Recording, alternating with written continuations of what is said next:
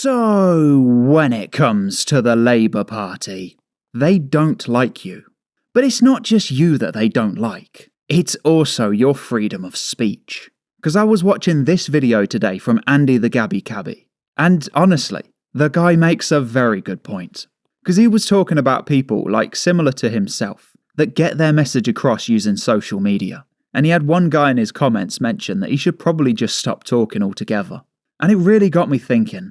I think the reason why Labour, and to be fair, partly the Conservatives as well, I think the reason why they're cracking down on free speech so much is just like regular people these days can just pick up a phone and just broadcast their message worldwide.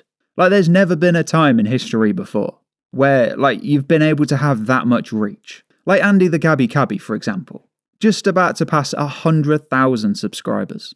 Like if you went back like even 100 years ago, let alone 500 or 1,000 years ago, if you went back a short period in time, you could not reach those numbers. Like you just simply couldn't do it.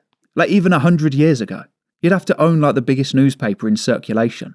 So, like I said, the fact that anyone these days can just pick up a smartphone and just start recording, it really must keep politicians up at night. And just whilst I'm on that subject as well, I'd highly recommend that you get vocal online.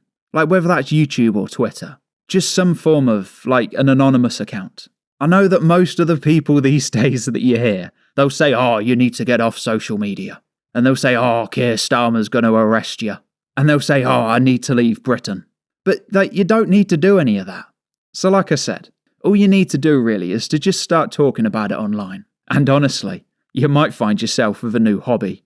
And if you haven't seen Andy the Gabby Cabby, like I said, I'd highly recommend checking his content out.